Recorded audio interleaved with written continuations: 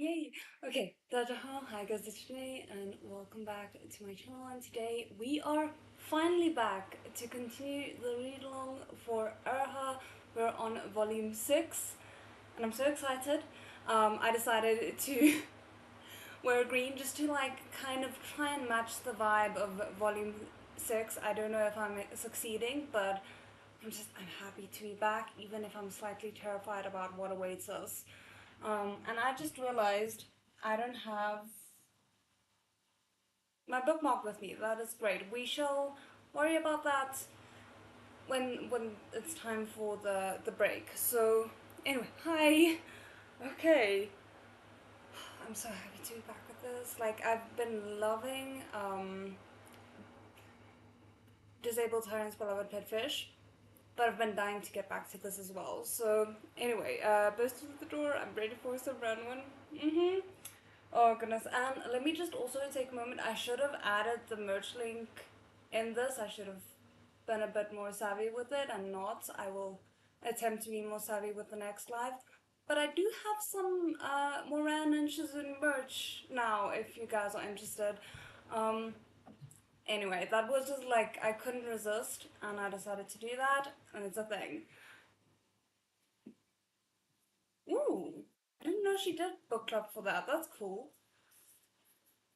Okay, so hi, if you're new here, I'm Janae, I read anime, and I'm generally a little bit chaotic and incoherent, but we try our best. I usually take a break on the hour for like 10 minutes, but today, however, it is gonna be potentially like 12-ish minutes because I did K-pop today and we did floor work and my legs are killing me and I'm scared I might not be able to get up once I'm seated. So that's the thing, it might take me a minute to actually just get onto my feet during the break.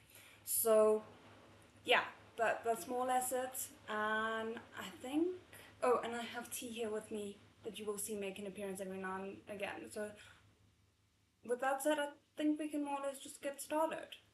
I can't stay for the whole reading because I'm in the middle of work, but I'll catch. No worries. I hope you enjoy what you can while you're here, and otherwise we will see you in the replay. Okay, let us get going. I am stressing already. I really shouldn't be. I can't remember where we left off, which is probably not a good thing. I maybe should have checked that before we started. But we're just kind of winging it. Okay. First things first. I just want to take a proper look at this. So I'm kind of scared when I look at the cover because on the one hand it looks very happy, but then you have the shadow of Moran's past looming in the background, so that is not good. Um, oh, oh wow. I feel like I should know what this reference is, but I can't remember what it's called. Um, but this inner cover art is absolutely stunning. And I do wonder who it is. Oh, I think it's probably Shimei and damn. I feel like I'm gonna have to relearn everyone's names at this point. This is gonna bother me. What is his name?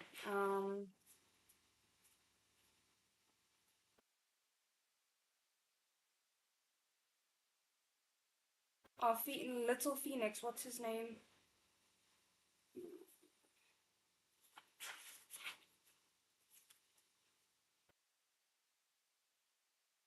Shimon. There we go. Okay. Yes, thank you. Okay, let us get going.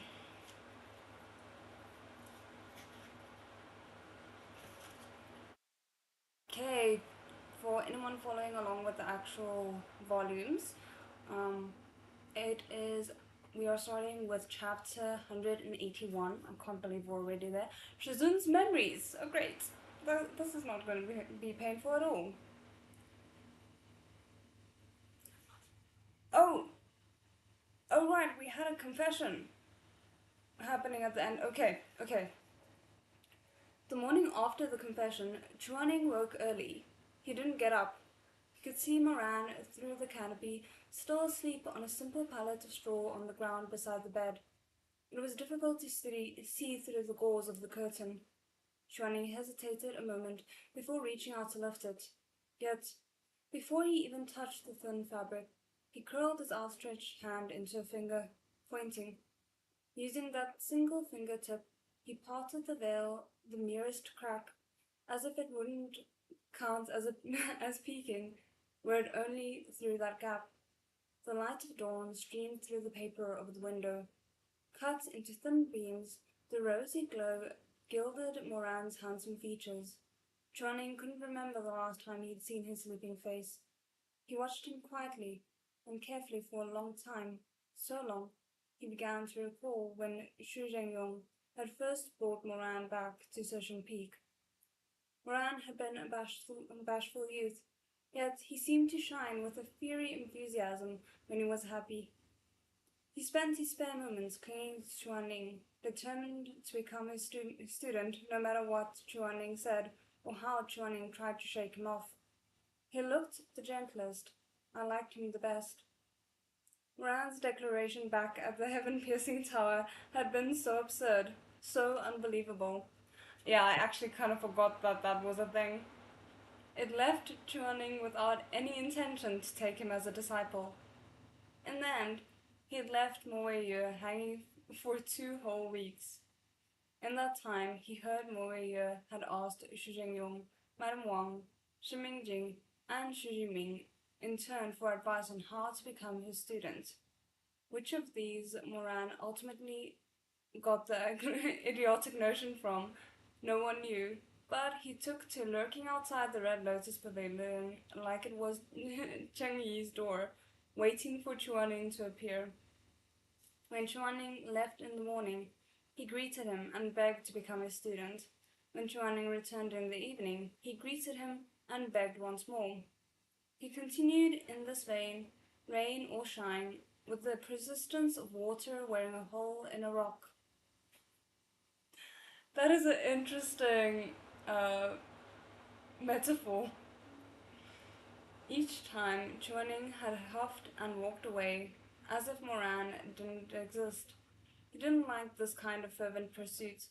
As someone who was himself indifferent, he preferred others to approach him with emotions that were equally mild. But the boy was keenly observant, surely a result of the environment in which he'd grown up. He only pestered Chuaning this way for 2 days. Sensing Chuaning's coolness, he stopped chasing after him to beg for his tutelage. Yet he still came to the Red Lotus Pavilion every day without fail to sweep the fallen leaves from Chuaning's courtyard. Once Chuaning emerged, he would stand with his broom and smile, scratching his head as he said, "You young elder?" No good morning at dawn, or rest well at dusk, only the simple greeting, "You young elder," and a smile to go with it. Chuaning would barely spare him a glance before striding off, but Moran wasn't fazed in the least. As Chuaning left, the rustling sounds of swept leaves carried on behind him. 10 days peacefully passed in this manner. The dawn of the 11th found Chuaning in unusually high spirits. It was a particularly fine morning, which contributed to his mood. Nearly a dozen lotuses had bloomed in the pavilion overnight, filling the air with their sweet fragrance. When he pushed open the doors, he saw the young Moran on the winding mountain path. Moran was sweeping the fallen leaves as he slowly made his way up the steps, head bowed in concentration. One leaf seemed stubbornly caught in a crack in the stone. He bent to pick it up, intending to toss it into the bushes. As Moran glanced up, he saw Chuaning standing before the gate. He stared in stunned silence.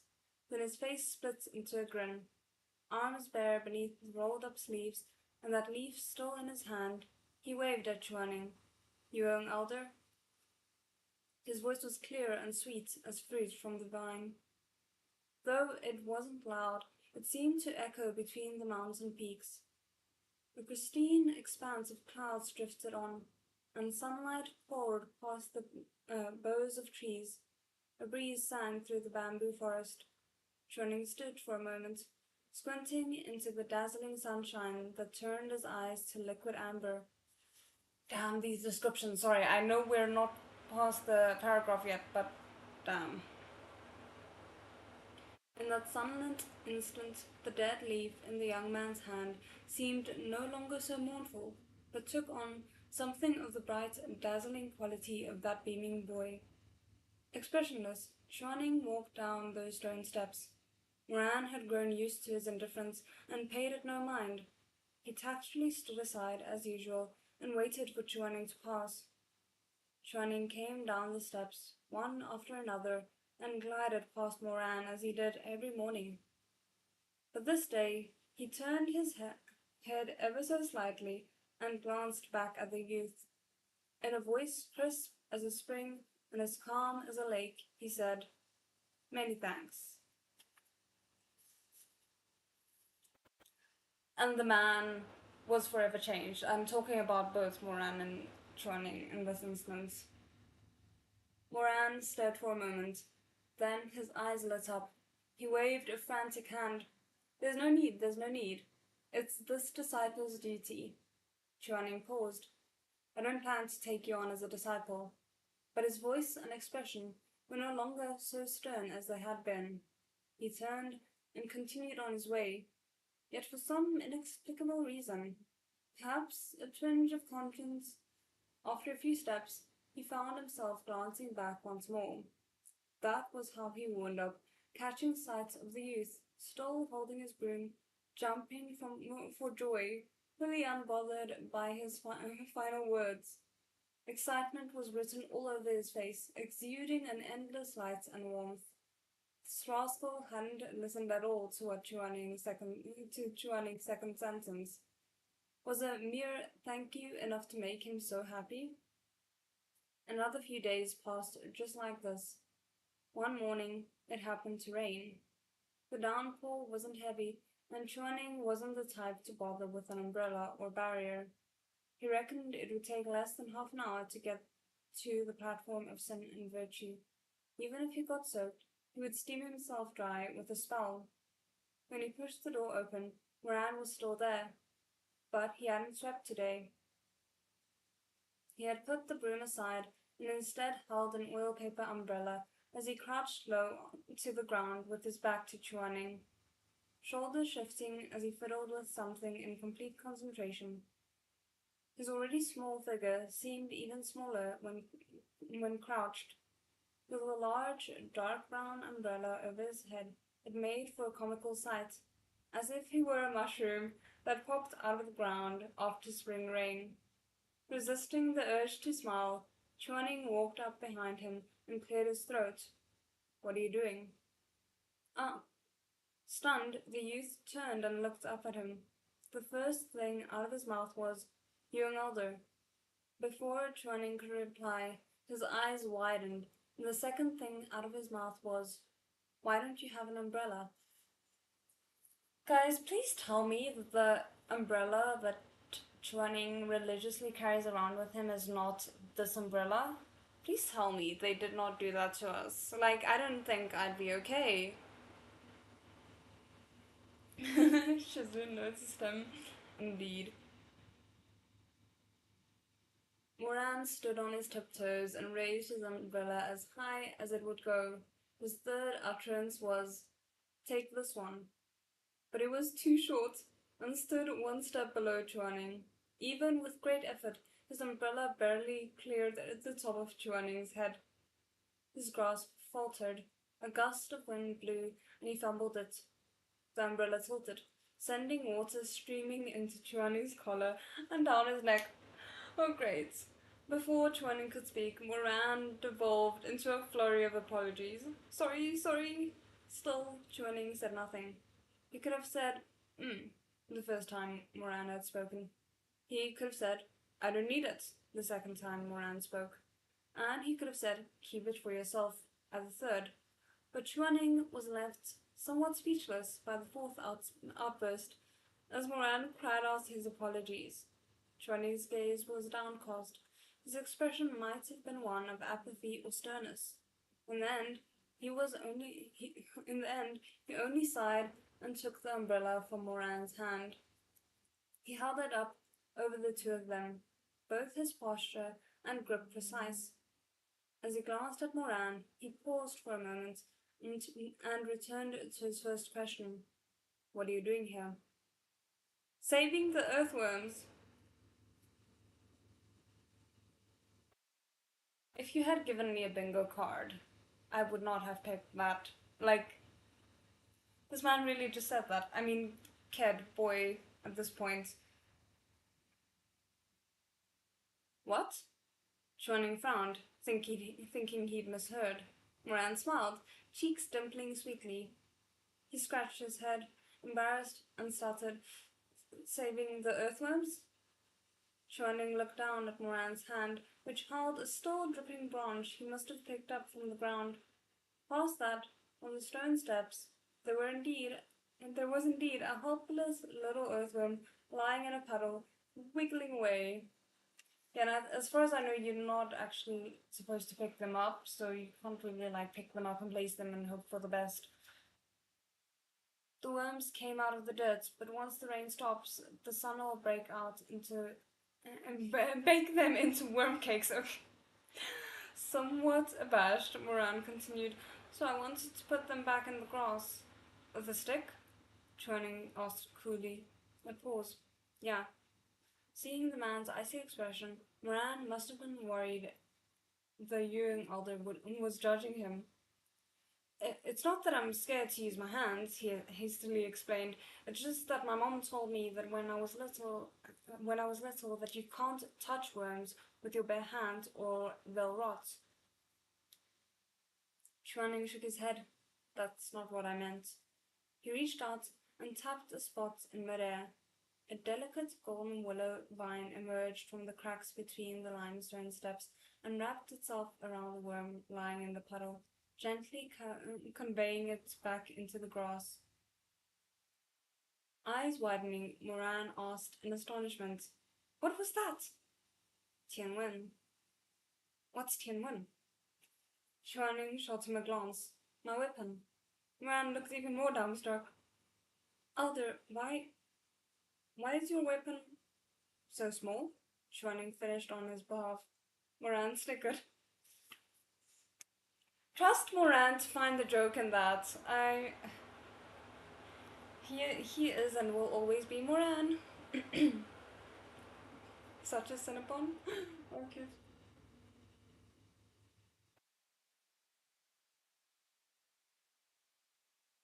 Hey. With a sweep of his sleeves, Chuaning said blandly, There are times when it's ferocious, of course. Really? Can I see that? It's probably best you never do. Oh, he's gonna be intimately familiar with it by the time that he's an adult, don't worry. At the time, Moran hadn't realized what Chuaning meant. He turned to watch as that willow vine shimmered into each crack of the stone steps, picking up those hapless worms soaked in water and returning them to the mud. Slowly, his expression became one of admiration. Do you want to learn how to do this? Shining asked. Moran froze for a moment, then his eyes flew wide. He was so delighted he didn't know what to say. Eventually, he managed to nod over and over with his handsome little face flushed red. After morning practice tomorrow, come to the bamboo forest behind the platform of sin and virtue. I'll wait for you there. Pristine silk shoes trod over damp stone steps as Chuaning descended the mountain path, umbrella held aloft. Moran stared dazedly at his elegant silhouette. After more than a moment, the meaning of Chuaning's words finally dawned on him. The red of his cheeks deepened, his eyes were sparkling. That's so cute. But can we just discuss for a second how clueless Moran is? Do you mean to tell me that Moran saw Chuaning taking care of the earthworms because Moran made it clear that it mattered to him, and he still thought that Chuaning was a cold, heartless person? Sir,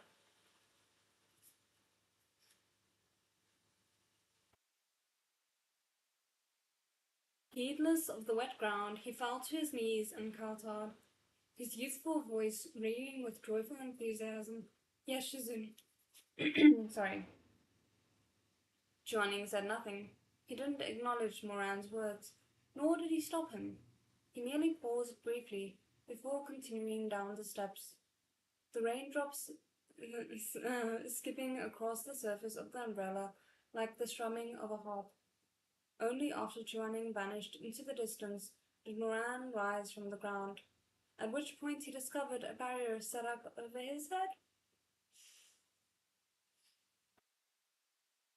I'm seriously questioning Moran's judgment right now, and I just realized I should be speaking more into the mic. Let me fix that for a second.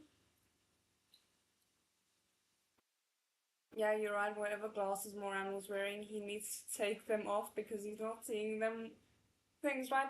Yeah, like he very much was wearing the opposite of rose tinted glasses when he was looking at Chuaning, which is the strangest idea, but we've learned, we've grown from our mistakes.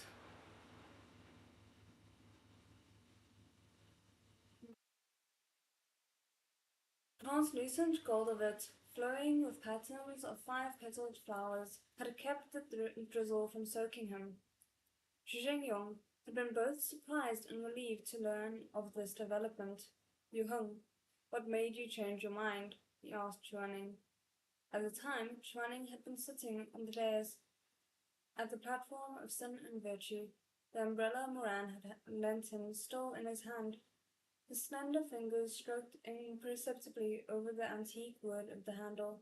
At last he said, "To help him save the earthworms."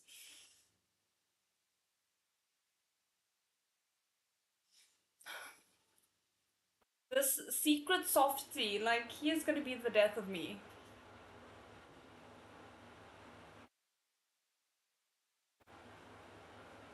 Shizun Yong made a noise of surprise, his panther-like eyes widening like a cat's.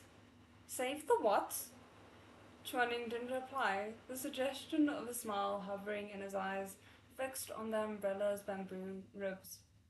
Time had passed in the blink of an eye. The youth he took in as a disciple had started pure, then wandered astray, yet thankfully he had still grown into a good and proper Shenjun in the end. He hadn't let Chuaning down. I feel healed just hearing Chuaning think that. One pale fingertip poked through the gauze. Through that sliver of a gap, Chuaning stared at Moran's sleeping face. The youth of his memories was now a strong and handsome man. His features had grown more defined, and his maturity was visible in the lines of his face. But, as always, his brow furrowed as he slept. Ever since he was young, Moran's lashes had scrunched low in slumber, as if weighed down by some load on his mind. Chuaning found it amusing. Moran was so young, but his dreams so melancholy. Oh, that hurts, okay. I'm fine. Immersed in thought, he suddenly saw Moran's long lashes flutter as his eyes slowly opened. Locked in place, with finger outstretched, Chuaning's first thought was to pull his hand back and pretend to be asleep. But Moran was a peculiar person. He didn't wake up with the drowsiness one might expect from a young man. Rather, he woke up practically instantly, like someone much older than his years. He seemed hypersensitive to any change in his surroundings while he slept, as if the threat of assassination was lurking always around the corner. Oh, like that's a damn. But that's like a really nice touch because it's not something that we've heard before about Moran, even from his point of view, but it's a very believable habit of his considering what his past lifetime was like. So that's just such a nice detail.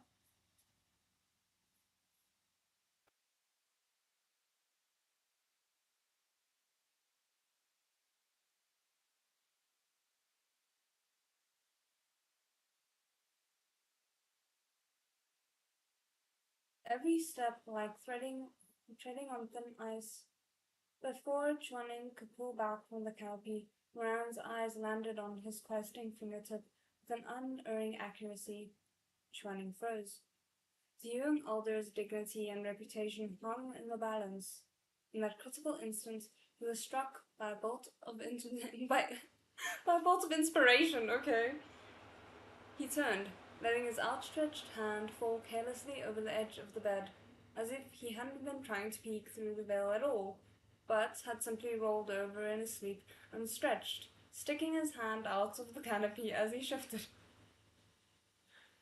Moran, unable to imagine the stern and the serious Chuaning in enacting such a farce, was completely fooled. Stop, I love them. He worried he might wake Chuaning, so he got up quietly. But instead of quickly stealing from the room, he took Chuaning's exposed wrist and carefully tucked it back under the blankets. A few moments later, Chuaning heard the creak of the opening door. Moran had left. Chuaning opened his eyes and gazed at the dawn light filtering into the room, losing himself in his thoughts. He never thought he might be together with Moran. He'd hardly ever dared imagine it. After the events of the past night, he still felt as if everything had been a dream. Trust me, same. I can't believe we're here, and I'm scared that we're here because I know we still have quite a few volumes left. In his memories, Moran's crush on Shimingjing was so obvious. He'd spent so many years watching them from the sidelines. He knew and understood this well. He'd seen Moran flash a brilliant grin at Shimingjing. He'd seen Moran make noodles for Shimingjing.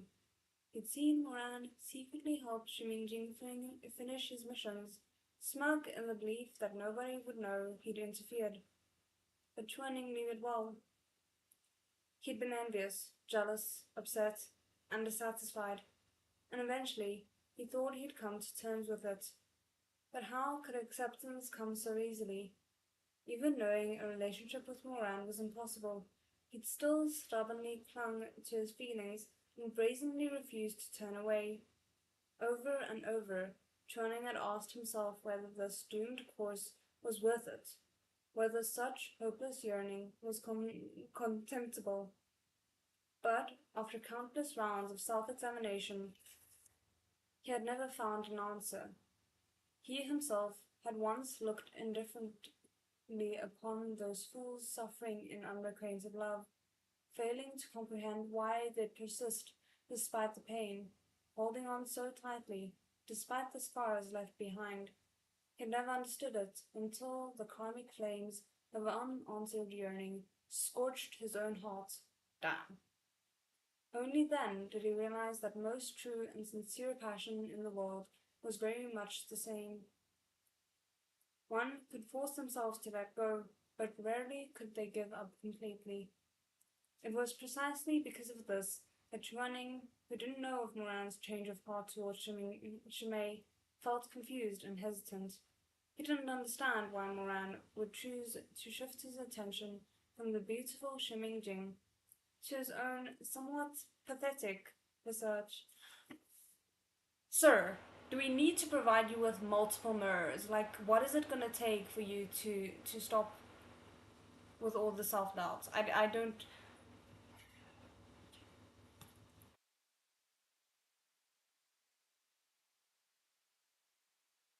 Was it out of gratitude? Or guilt? Was Moran trying to devote his body to him the way a seductive demoness or flower spirit would repay a favor? I'm gonna need another pillow for this, oh my goodness. For heaven's sake, surely it couldn't be because Moran had confessed to Shimei and been rejected. I can't put Chuaning out of his misery. He's like overthinking everything, and I can't judge him for it because I would be the same, but at the same time he needs to be stopped. Chuaning stared blankly. His mind buzzed with wild imaginings, all sorts of stories of spurned beauties and fickle men surging madly through his head. The more he thought, the angrier he grew. until he finally sat up in bed. Unobserved inside the cottage, he got up and stomped on the pallet Moran had slept on last night.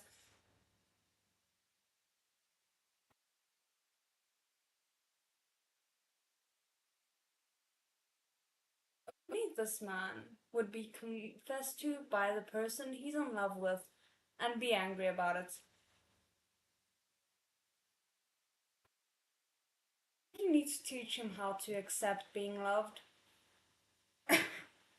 uh, Smacks churning with newspaper. No, bad warning, bad. No thinking bad about yourself. Yeah, yeah. It's gonna take some relearning, I feel.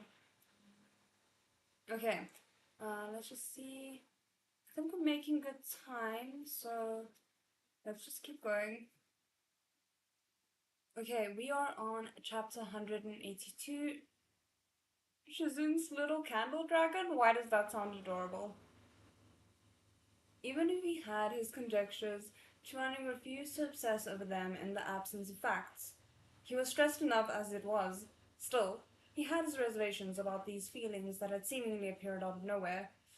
As the refugees waited for the apocalyptic fire to die out and made ready to leave, Chuaning made his own preparations. He had no intention of traveling on Moran's sword again. Of course, this young elder, who could barely manage to fly 20 feet in the air, wasn't planning to soar across the sea on Huisha either. While everyone else assembled on the craggy rocks near the water's edge to be helped onto Moran's enlarged sword one after another, Chuaning pulled out his rising dragon talisman. Ooh, he's gonna take a dragon, even if it's made out of paper. That's amazing. But the title is kind of making me wonder if it's gonna work out. Chuaning dabbed a drop of blood onto its scale, and that chatty little paper dragon sprang to life from the painting and darted into the sky. After turning several somersaults, it dove back down to circle its owner as it hollered, "Ayah, Chuaning, long time no see. What favor are you asking of this venerable one now? Give me a ride to the opposite shore." Puh. The venerable one is the first immortal lord since Pengu. Wait, hold on. Sorry. Is the first immortal lord since Pengu broke through chaos, the dragon of the candle. How could I debase myself to become a beast of burden? No rides, no rides. The paper dragon, the length of a man's palm, wagged its head and whipped its tail, grumbling as everyone looked on. It was small and weak, but its voice was sonorous. Upon hearing its words, a child in the crowd burst into laughter. Chuaning's face was like rolling thunder. He lifted one hand, and a golden flame erupted from his palm. Then burn. You know, like we were having too much of a good time. I had to be reminded of what a fiery temper Chuaning has. Infuriated, the little dragon threw itself onto the sandy beach. Huffing and puffing, it brandished its claws and glared. "Why are you always like this? Rude and unreasonable, callous and shameless. No wonder you're alone every time I see you." "You might just be burned if you continue talking like this, I swear." Moran turned his head as if to refute its words, but after a moment's thought, he realized there were too many eyes on them, and Chuaning was too prideful. In the end, he said nothing and only shook his head with a smile. "Enough," Chuaning snapped. With a wave of his hand, he sent a ball of flame hurtling straight down towards the dragon on the ground. Of course, Chuaning didn't actually intend to incinerate the little creature, though the fireball's blaze was fearsome. It merely landed on a stone next to the dragon's whiskers. The dragon wailed in terror, howling as it turned and patted its whiskers with chubby paws. Why is that the cutest image ever? Okay, sorry. "How's this venerable one's tail? How's the venerable one's whiskers? How's this venerable one's noggin? Is it still there? Is it still there?" "Not if you keep talking," said Chuaning through gritted teeth. A hissing golden flame rose in his hand once more. Transform. Wah. The little dragon threw itself into its melodramatic wailing, but just as it was about to pitifully flick away non-existent tears, its beady little eyes met Chuaning's piercing, cold gaze. It shuddered, its sobs stopping short with a comical hiccup. The dragon feebly clambered up from the ground, now resembling a paper dragon in truth, weak and boneless, whiskers and horns drooping limply. It hiccuped again and mumbled, dejected, "Just this once, never again." Okay, sorry, can I just take a moment to appreciate the fact that we are dealing with a dragon who is hiccuping and all I can think about is how to train your dragon? Let me just quickly, I need a piece of paper for now. Okay, I just want to take a sip of tea before we continue.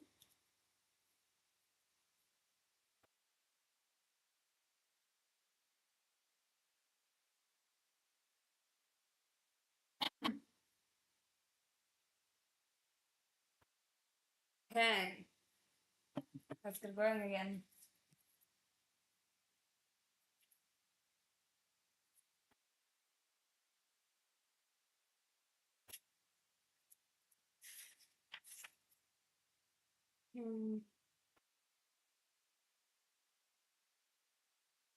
As you wish.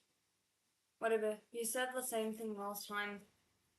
The paper dragon extended its limbs as if stretching. With a sharp cry, a beam of golden light burst from its slim body, expanding to swallow the paper dragon. The paper dragon's shrill cry became a majestic roar, lightning crackling over that golden halo, and a wild wind rose. The waves crashed madly on the shore. Everyone closed their eyes as they lowered their heads over or covered their faces with sleeves. Chuaning narrowed his eyes, his ponytail and robes whipping in the wind. When the golden light faded, the assembled villagers looked around. The little dragon was nowhere to be found. The beach was quiet, lay empty. Huh, it disappeared? A brave child exclaimed. At that moment, a colossal roar shook the heavens. Choppy waves cut through the water as dark clouds billowed on the biting wind. Everyone looked up in shock. In the lull, a majestic dragon soared from between the dense clouds. Its furious eyes were wide and round, its claws strong and sharp. Even its whiskers were thick around as centuries-old trees. Damn, that's a big dragon.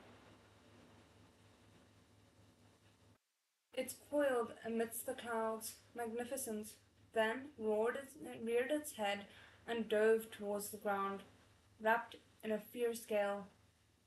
"Daddy!" Terrified, the orphaned boy called for his father out of habit. Warren hastily scooped him up to console him. Oh damn, I forgot about that. Chuaning hadn't expected to scare this child yet again, and froze for a moment, watching the massive creature streak downward. He quickly commanded, "Slow down." Chuaning has the worst luck. Roar? The colossal dragon let out a dumb grunt, then landed with a boom on the rocky shore. Slowly, it lowered its body for Chuaning to climb up. It was so large that riding it was almost like sitting on the ground. No wonder Chuaning disliked sword riding, but was willing to fly on dragonback. In an attempt to ease the atmosphere, Moran cajoled the boy in his arms. "You want to ride the dragon of the candle with that Gaga?" The boy didn't want any such thing. Burying his head in Moran's shoulder, he whispered, "To tell you a secret, I don't like him." Oh, poor Chuaning. "To tell you a secret, I really do," Moran answered. "Huh?" The boy stared. Innocent as he was, his only response was another whisper. "Really?" "Shh, don't tell anyone." The boy broke into a smile, covering his mouth and nodding. "Stop, that's so cute." What are you two whispering about? Are we leaving or not? Chuaning had no intention of riding with the rabble. Casting them a cool glance, he soared into the sky astride the dragon and swiftly disappeared amidst the clouds. Loaded down with passengers, Moran's sword was somewhat slower. By the time they arrived at Wuchang town in Sichuan, it was dusk. By then, Chuaning had already landed and spoken with with the major families of the town. This was the town that benefited most from Sichuan Peak's protection, so they scrambled to accommodate him. The refugees from Linyi were quickly taken into the care of several prominent clans. The boy Moran had been holding turned to wave at him wistfully as he left. See you, Savior Gaga. See you. Moran smiled. He watched them walk away, standing in the last of the sun's glow. Guys, oh my goodness. Okay, before we move on, there is an illustration that I have been dutifully keeping my eyes off of, but if it is what I think it is, I'm gonna scream. It is what I thought it was, and it's just as glorious. Okay, I'm fine. Look at it, look at it, look at it. It's beautiful. It's really, really, really beautiful. Okay. Oh my goodness, I just noticed at the back, the scene in the glass. That is so cute. Okay, sorry. I volunteered to ride the dragon with Wanning. I mean, you can volunteer, but I don't think he's gonna allow anyone, bar maybe Moran.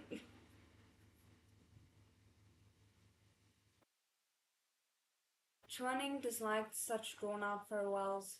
After a beat, he turned to leave. Moran hastily rushed after him so they could walk back to the sect together.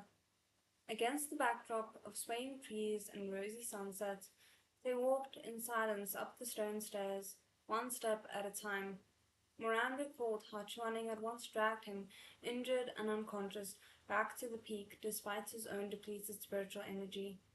To see Chuaning now, walking beside him as they returned together, made Moran's heart tighten. I mean, honestly, I would be a sobbing mess the first time I saw that, like, just thinking about it.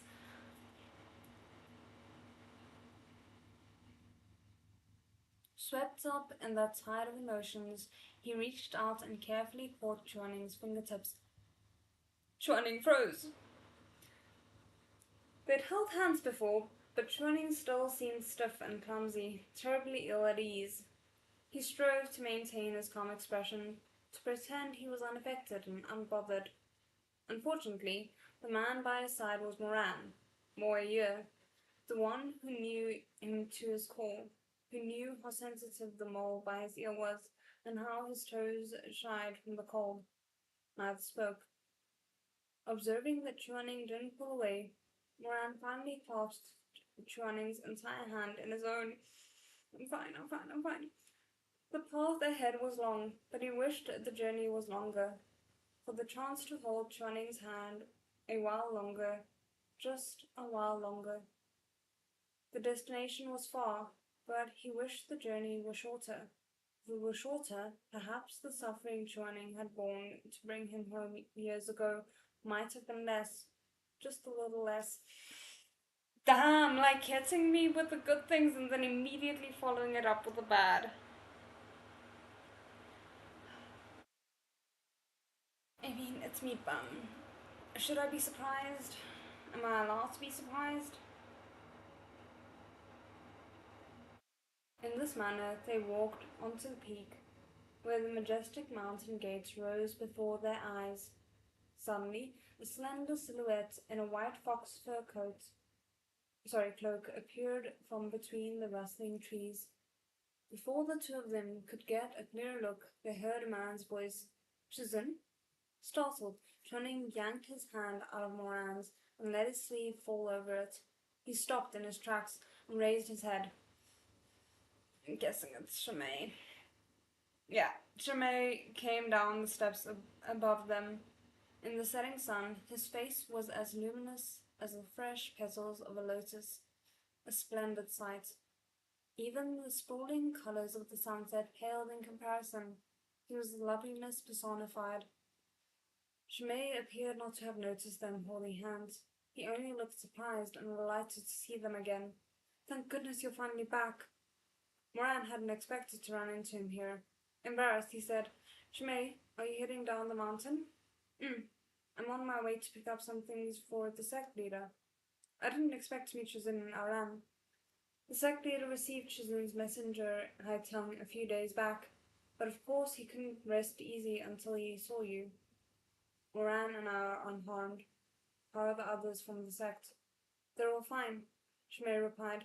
The young master was planted with a black chest piece, but not for long enough to do permanent damage, thankfully. I'm glad, because I should not have assumed that he would be fine, but I'm glad that he is. Okay.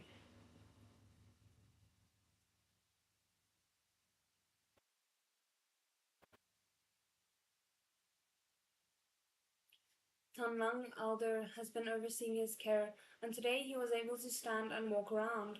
Chuaning sighed. It's good. Shmei smiled and looked at Moran.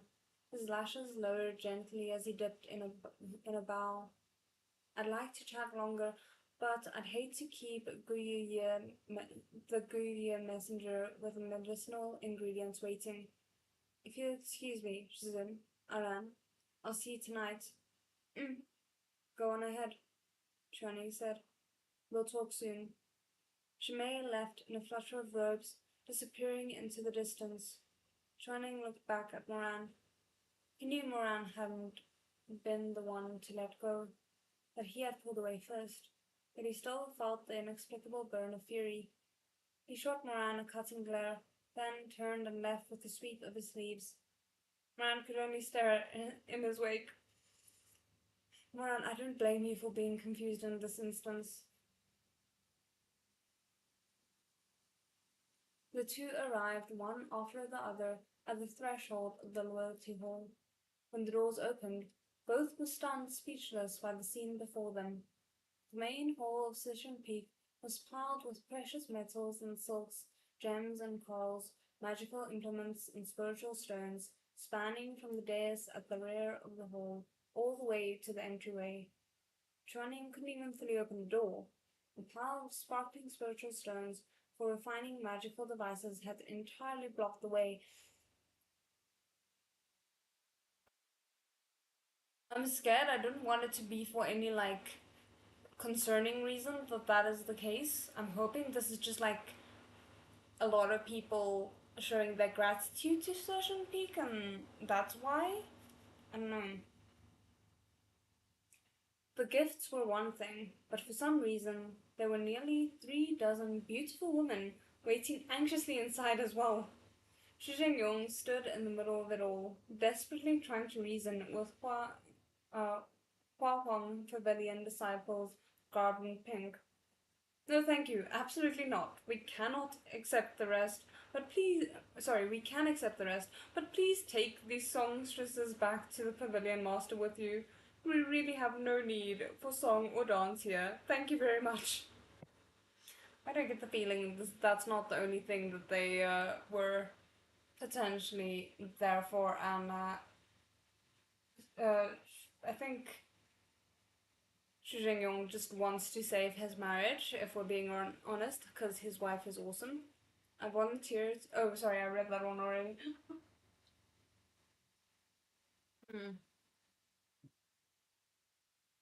Moran entered the hall behind Chuaning.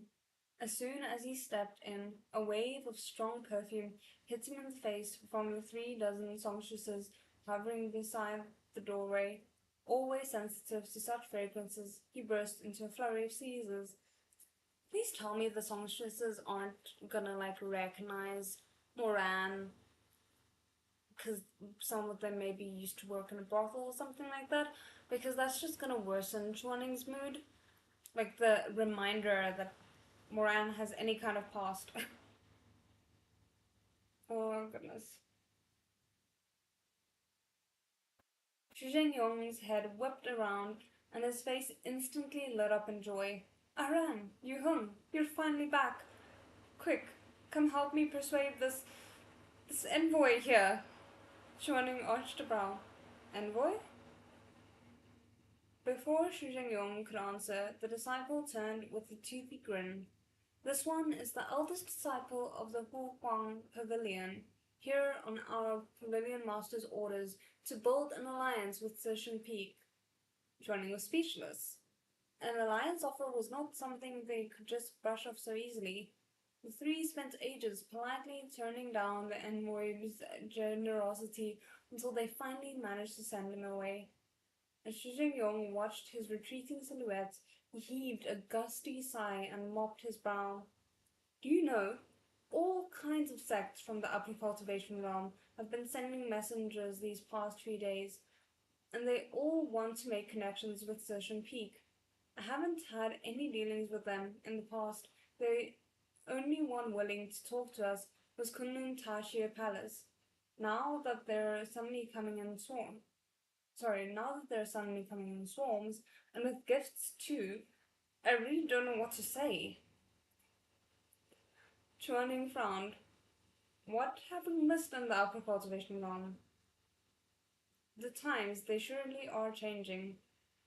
Xu Zhengyong sighed. How so? It's a whole mess.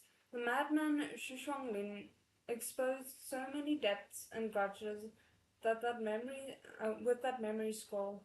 Everyone knows he did it for revenge, but what difference does that make? Jiang Dongho has splintered. Guiye and Tashir Palace have renounced their ties and become enemies. And of course, I needn't remind you about Rufeng sect. As for Wu Bei Temple, recalling that Master Huaizhue was Chuaning Shizun, Xu Zhengyong snapped his mouth shut, but Chuaning seemed unbothered. Despite Wu Bei Temple being a place of purity, its previous leader involved himself in the power struggle of Rufeng sect and even devised underhand tricks to help Nanggong Liu all these years ago. Of course, its reputation is in shambles.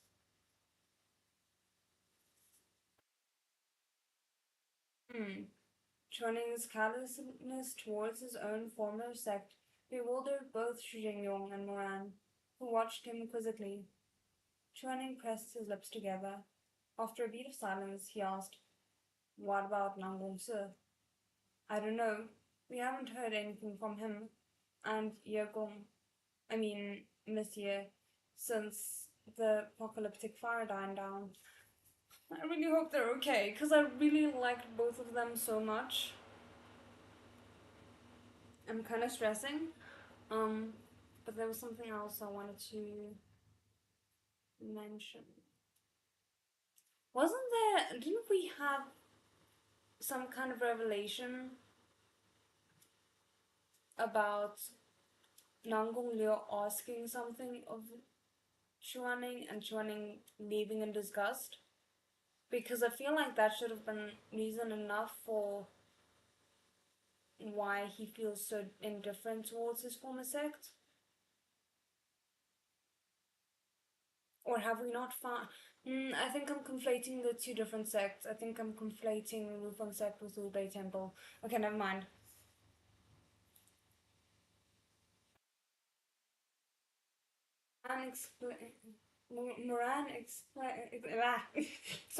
Moran exclaimed softly in surprise, a look of worry in his face. Would these two kind and honorable souls be refused a gentle ending even in his second lifetime? Noting Moran's cryptic expression, Xu Zhengyong turned. What's wrong, Ranganar? Moran couldn't possibly speak the truth, so he said, I was just thinking. Xu Shuanglin's gone missing as well, and they have deep ties with him. I'm worried they'll be implicated. Don't worry too much. The sects have sent scouts over to investigate every trace of unusual magic, Xu Zhengyong said. Unless Nanggong Xue buries himself forever, they'll definitely find him. Nanggong Gongzi and Miss Ye might just be trapped where they are and unable to get word to us. I hope so, Moran said. The three exchanged what they knew about the events of the last few days. Though Xu Zhengyong had received the messenger Haitang and knew Chuaning and the others made it to Flying Flower Isle, he didn't know much about what happened after they'd arrived. Chuaning answered his questions thoroughly, except when they touched upon Moran. Then he invariably paused and swiftly changed the subject. Xu Zhengyong, for his part, would never in his wildest dreams have guessed what had passed between Chuaning and Moran. Aside from their equally good looks, the two of them were ill-matched in every way, age, status, and personality. Even their skin tones, taste in food, or sleep posture. They weren't alike in the slightest. I mean, you'd be surprised they do say opposites attract, so... Okay, let me just quickly drink some more tea before... Oh, let's just see.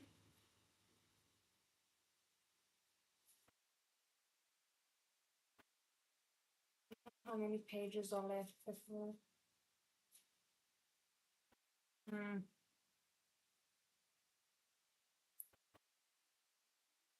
should take the 10-minute/12-minute break now, because we're still a little bit away from the end of a chapter, and I do feel like it might take too long to reach the end of the chapter. Okay, so let's take the 10/12-minute break now. So we will be back at roughly 10 past the hour for the next little bit.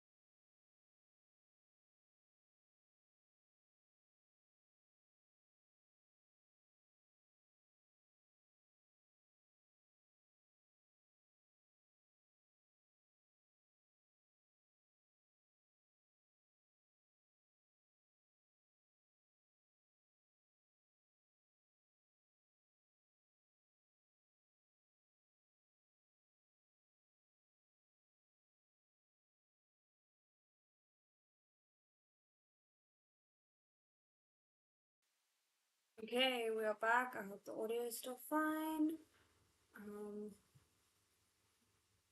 Okay, well, found my bookmark, so we are good to go again with that.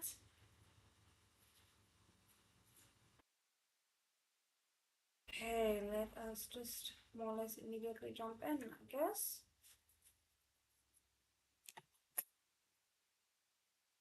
Okay, for anyone who's following along with the actual novel, we are at the top of page 31.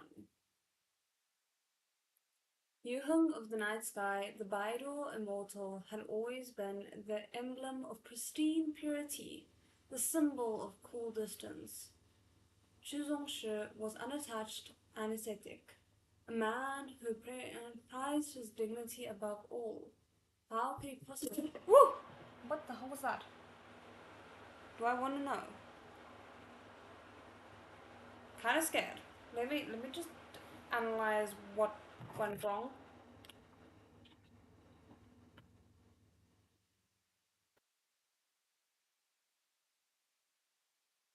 Is everything still working? Do you guys still hear me? I can't see something that is potentially causing issues, but you never know. YouTube is very finicky with that. Okay. You do? Okay, okay.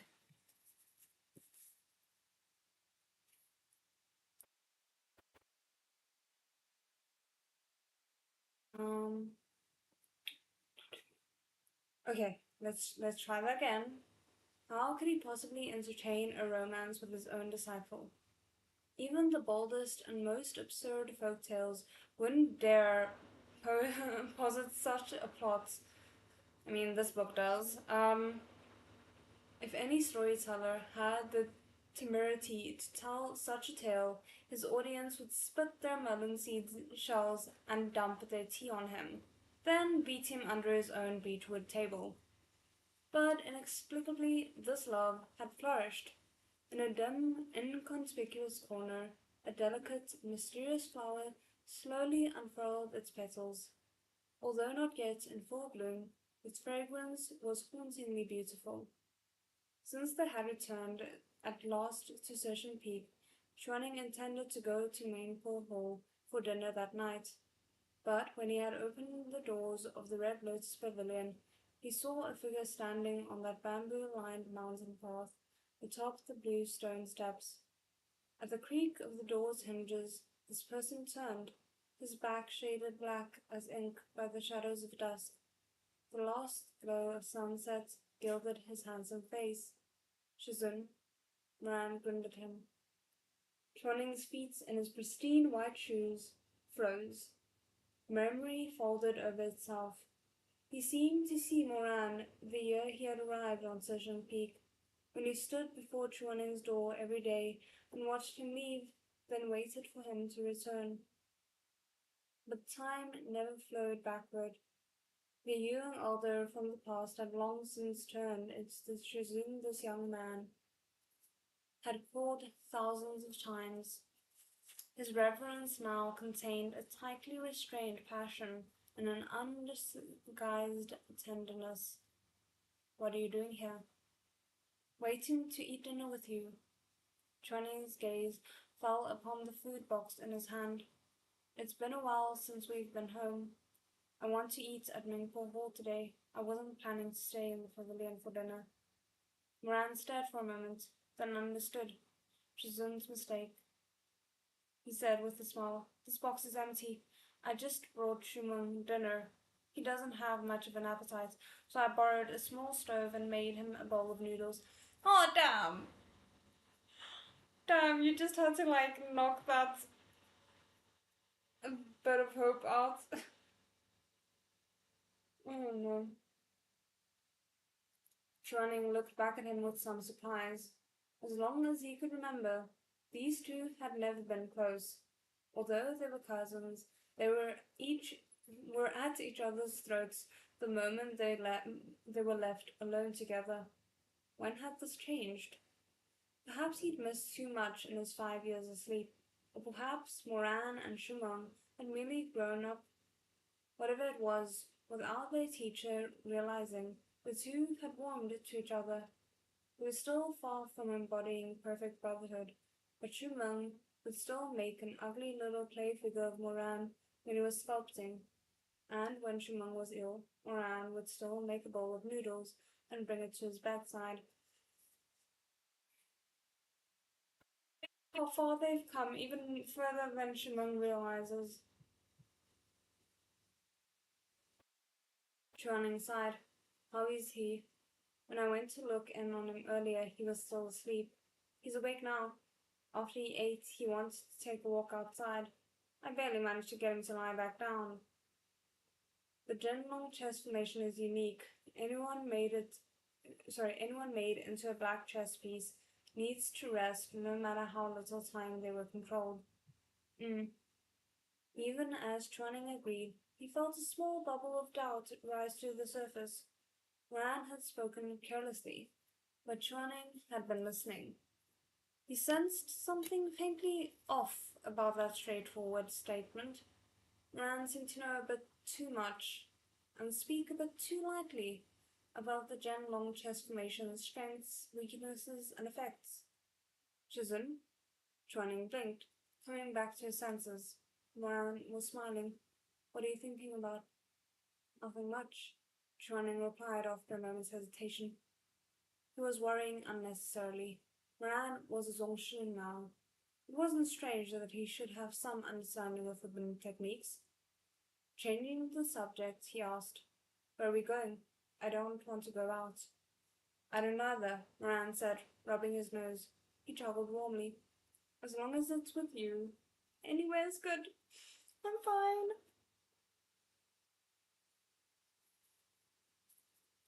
I'm totally fine.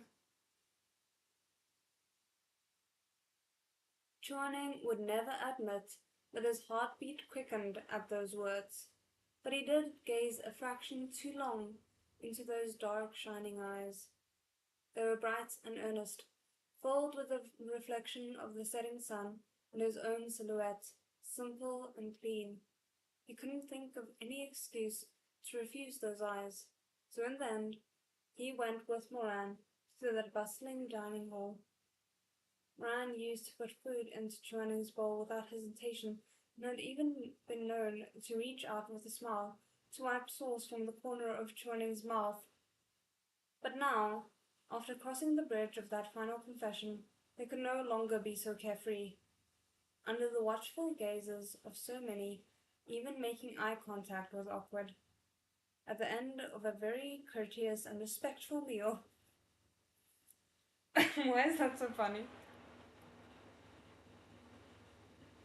Chuaning rose to clear their table. Moran called him back. Shizun, hold on. What is it? Moran reached out, but his hand paused, a hair's breadth from Chuaning's cheek. He retracted it and pointed at the corner of his own grinning mouth. You have some rice? Chuaning froze in place. He set down his tray and wiped the rice away with every appearance of calm. Pursing his lips, he asked quietly, Is it still there? Smiling, Moran said, Not anymore. Very clean. Chuaning picked his tray back up to leave. Annoyed and embarrassed, he also felt a faint sense of disappointment, one he wasn't ready to admit to. In the past, Moran had always just reached out. The sudden imposition of cordial distance unnerved him. The next few days passed in much the same way. This man who had once been so uninhibited now acted like a blushing youth. He expended every effort to treat Chuaning as well as possible, but never put a toe over the line. It was as though Moran feared startling him. Every move he made was careful. At times, Chuaning thought he could clearly see the blazing lust in the depths of his eyes, but that man would somehow let his lashes fall in silence as he engulfed Chuaning's hands in his own broad palms. When Moran looked up once more, the hunger in Moran's eyes were always hidden beneath tenderness. Such gentle handling gave Chuaning the vague impression of being treated like a ceramic figurine that had been shattered and slowly pieced back together. As though Moran was terrified, a sudden move would crush Chuaning to pieces and grind him to dust. That's oddly accurate. Like, considering it's just a metaphor, that's oddly accurate. Damn. Chuaning thought the state of affairs was fine, unhurried and calm. The sizzling inferno of his dreams was exciting, certainly, but he was satisfied with its remaining a dream. If it were real, he doubted he could handle it. Yet regardless of how carefully and closely they trod the steps of love, this path must eventually come to an end. One day, Chuaning ate his dinner as usual and took a peach as he left. Before he could take more than a few bites, someone caught his hand. Stunned, Chuaning looked up to see Moran. In a low voice laced with reproach, Chuaning asked, "What are you doing?" I'm scared. What if this goes wrong? Okay. Chapter 883. Shizun. I've quit spicy food. Interesting. Okay.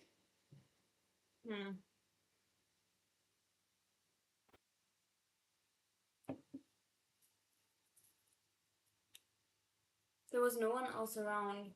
Moran pulled Chuaning into a tiny alleyway behind Mengpo Hall, so narrow hardly any space remained with him and Moran squeezed into it. Chuaning glared at him, peach in hand. Perhaps Moran's long repression had finally stirred this red-blooded man to action. His chest heaved as he stared, eyes shining at Chuaning. Then he reached out and pulled him in his arms. My peach! Sorry, that took me a moment. I was like, wait, what? Too late, that plump and juicy fruit fell from his fingers and rolled to a stop in a corner. Shizun. Moran's blazing breath brushed Chuaning's ear. Despite the torturous fervor of his words, his tone was clear. There was restraint within that scalding heat. His voice had been burned to a crisp by the fires of lust, yet he kept himself from taking further liberties. He only held him, tight to his chest, voice a rasp. It hurts. Chuning's eyes widened. What's wrong? Where does it hurt? Moran stared, then burst into laughter. Chuaning is gonna murder you, 'cause he's being so sincere in his stress. Before Chuaning's hand could lift to his forehead and check his temperature, Moran grabbed it and brought it to his lips for a kiss. Guys, wait, what? We just crash landed into this. I'm not ready. Frowning, Chuaning pressed him. If you're sick, go see the Tanlang Elder. It's no use seeing wintertime pickles. Okay, Moran said in exasperation. Only a little Napa cabbage will do. Finally, Chuaning realized what was going on. He snapped. What are you calling a cabbage? I can only assume, and I'm pretty sure this is the case, that both the elder that they just mentioned and Chuaning's name has some homophones, like homophonic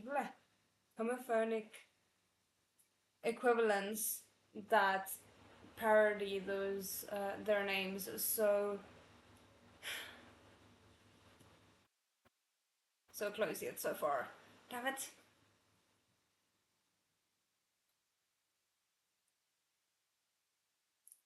Sorry, Moran grinned. Pausing, he turned those bright black eyes back on Chuaning. But Shizun, I've missed you so much. Cradled like this, gazing into those eyes, the fury of being named a little Napa cabbage had no ready outlet. It could only express itself as a flush at the tips of his ears. After a long beat, Chuaning pointed out, We just ate dinner together. That doesn't count. A pause. Shizun, I just wanted to spend more time with you. Every time you finish your meal, you walk away into the crowd. I can't even touch you. Where did this bravery suddenly come from like Moran's side? I'm floored.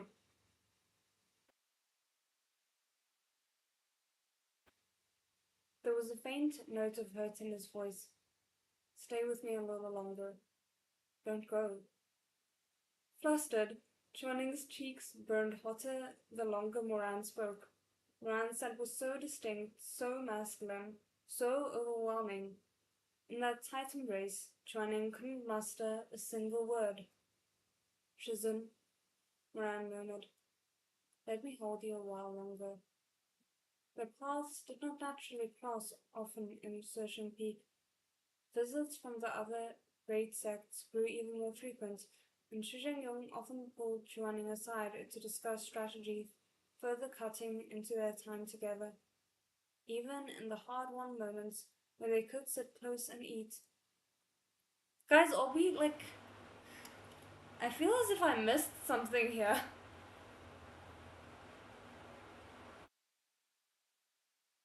Still, the bustling crowd around them, the fear that a sharp-eyed disciple would notice something if they slipped. They had barely gotten a chance to hold hands since the confession. Moran had endured this state of things for too long. It was little wonder he could bear it no longer.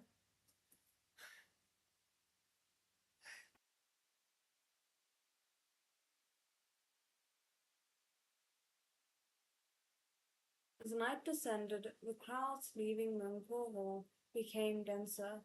A group of giggling female cultivators walked past the alleyway and ran across some of Shunji Elder's firelight mice. Those little mice, with tiny dots of spiritual fire on their tails, squeaked as they skittered every which way, sending the whole group into gales of laughter. That sounds terrifying and at the same time very cute. Like terrifying for the mice, but also very cute. Chuaning grew uneasy amidst the noise and gave Moran a push. Let's go. Just a bit longer. People will be coming soon. Go. Despite everything, Chuaning was still an ascetic cultivator. Unless some great liberties were taken, he wouldn't succumb, even if flustered. Moran sighed and released him. Chuaning stepped out of the dimness of the narrow alley, then turned back to look at him. What are you still doing in there? Moran cleared his throat, somewhat abashed. Shizun, you go on ahead. I'll wait here for a minute. Ever active Sharan. Like, I don't even know what we would call it.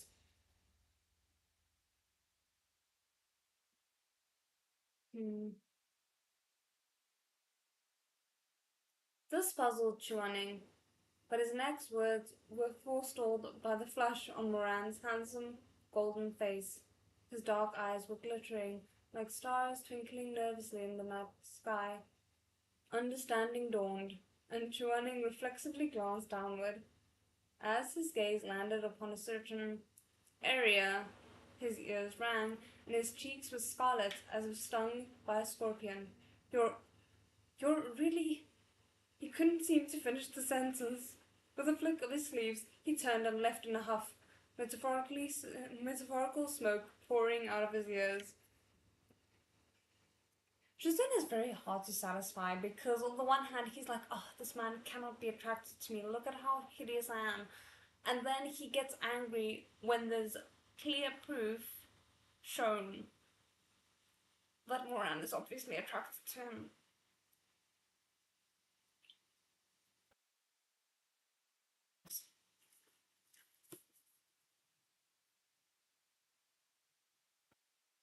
A dozen days thus slipped by evasively.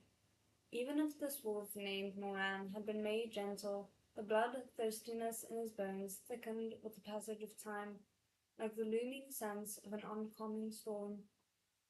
Every day during the morning practice and the evening greetings, he stared up at where Yuheng Elder stood on the high platform, eyes filled with an undistinguishable hunger that grew more rapacious, I'm not sure how to pronounce that, by the day. When someone was so deeply infatuated, even if they concentrated every speck of their energy on hiding their love, it would prove impossible. At such times, when Shimon inadvertently caught sight of Moran's eyes, he jumped in surprise. He looked at Moran, then at Chuaning. The naive little phoenix couldn't begin to imagine the reality of what had happened, and so grew more and more confused. Poor thing. What the emotion flashing in Moran's eyes was, he had no idea. He only knew that he felt discomfited, yet he couldn't say how or why. One day, while they were alone during morning practice, Shimon caught Moran's attention. He lowered his voice and said, "Hey, I have a question." "What is it?" "Is Shizun sick?" Moran started. "Why do you ask? Is something wrong with Shizun? Why don't I know about it?" "You don't?" Shimon rubbed his chin. "Weird. Why are you looking at him like that then? Always with that same concerned look on your face." At Shimon's description, Moran finally understood. Clearing his throat, he lowered his lashes and said, "What are you talking about? Don't jinx Shizun." "I wasn't." After a pause, Shimon continued in a mumble. "Then why are you always staring at him?" I'm not. I'm not blind." "Yes, you are." "I'm blind? Then you're a dog." I mean, we been knew about that.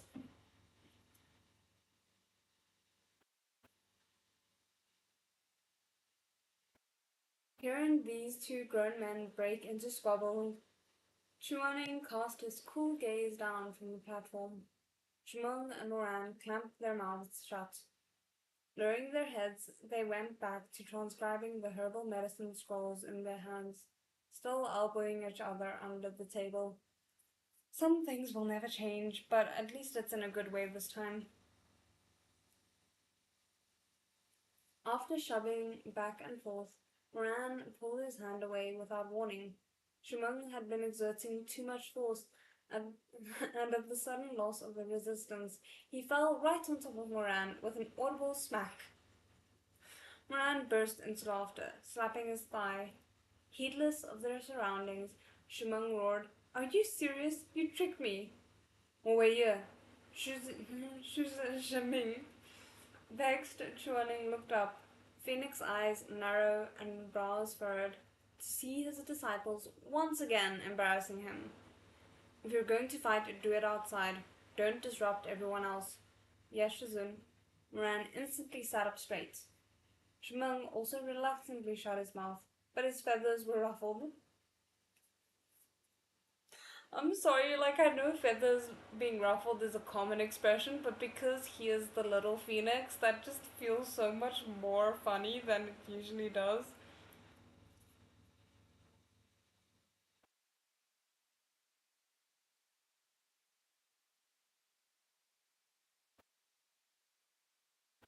Humiliated by his earlier tumble, he pondered a moment, then tore off a small piece of paper, wrote a few large words on it, crumpled it into a ball, and threw it onto Moran's desk. Unfortunately, it flew too far. A fair and slender hand plucked the wad of paper from where it had landed and opened pages and on the open pages of his book. Perplexed, Chimay unfolded it and glanced at its contents. This is not good. "You were staring. What are you planning? Are you trying to get Shizun to teach you his personal meditation techniques?" "I mean, is deal cultivating a meditation technique? 'Cause then technically yes." Beneath that was a drawing of a dog, crossed out in heavy strokes of ink. Chimay was left truly speechless. When the disciples had dispersed after morning practice, Shu Zhengyong sought out Chuaning with the most recent news from Ningyi. The apocalyptic fire had left the land uninhabitable for at least the next 5 years. Damn! The refugees that brought from the upper cultivation realm couldn't return. they needed to be settled in villages within Session Peak's jurisdiction. I've already started making arrangements for the people I brought back in Wucheng Town, Fenghe Town, and Baishuo Town, said Xu Jingyong. For those who came with you and Aran, Wucheng Town doesn't have the room for them all. Why don't we bring half to Yiliang village? They need more younglings after all. Yiliang village will be suitable, said Chuaning. Xu Jingyong nodded. Yiliang isn't too far, but you guys should head over sooner rather than later. There are quite a few to settle. Mengar isn't good with domestic affairs like these. I'll send Shimei with you. He'll be able to help. Oh no, a road trip with the two people. Oh no. Like, I know technically there's nothing wrong with Shimei, at least when he's himself as we know and love him from way back when. I'm still convinced that maybe, like, something is wrong with him. Maybe he has a chess piece in him. We don't know. Maybe he has an alternate self that was weirdly warped into the same time but comes from Moran's altered past. I don't know. Like, there's theories. I'm not settled on one just yet. But I am worried about how things would play out if it's just him and Shimei going on a trip. Okay.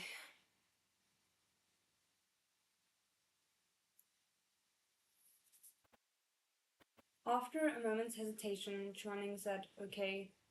Chuaning and Moran were more or less old friends to the inhabitants of Yuliang village.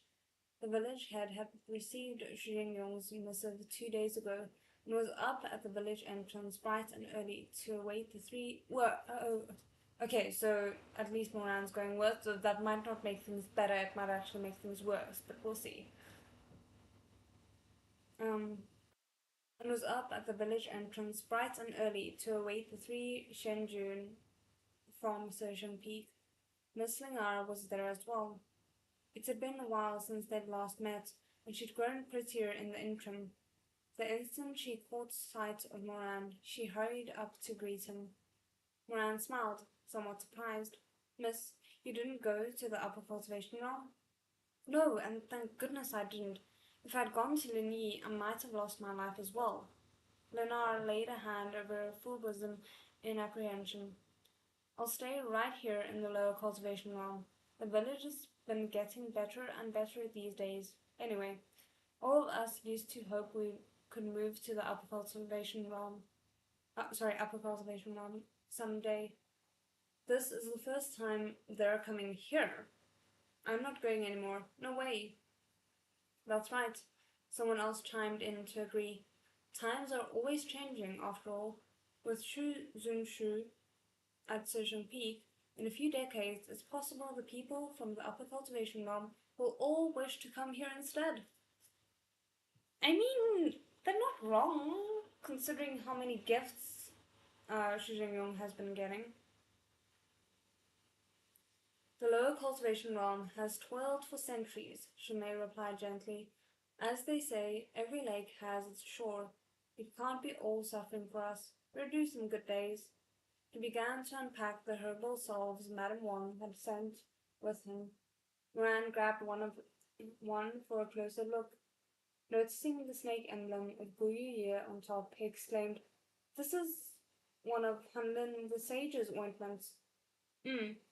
Zhang Zhangmen had it delivered a few days ago.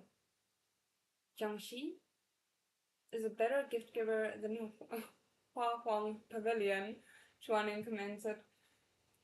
Sichuan is rife with demons and monsters, and spiritual medicines are always in short supply. The sect leader was delighted to accept. Is that so? Ran mumbled. They're all medicines crafted by Hanlin the Sage to boot. It's barely exaggerating to say his remedies could bring back the dead. His voice trailed off as the second half of the sentence remained unsaid. Jiangxi is rich. That's funny.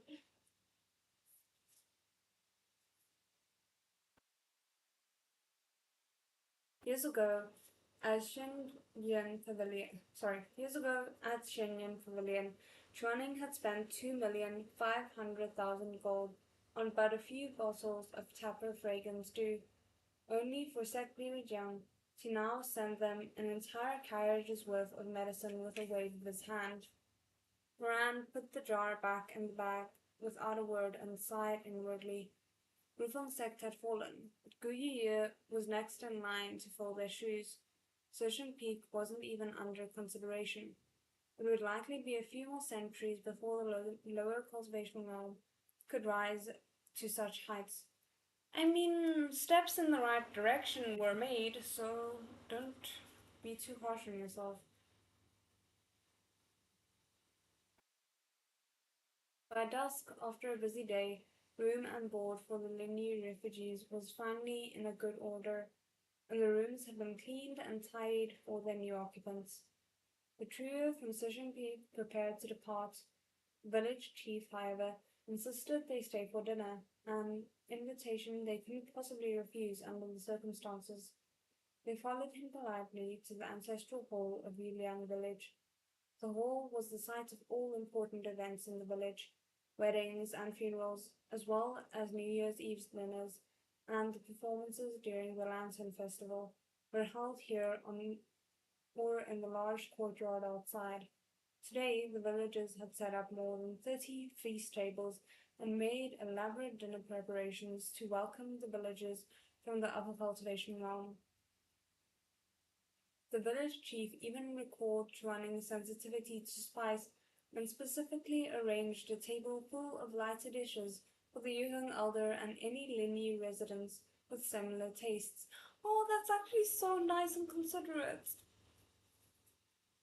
Moran and Chuaning had saved the lives of everyone at the table, but although the Linyi commoners had become familiar with this ice-cold cultivator on Flying Flower Isle, that didn't mean they were comfortable sitting down to dinner with him.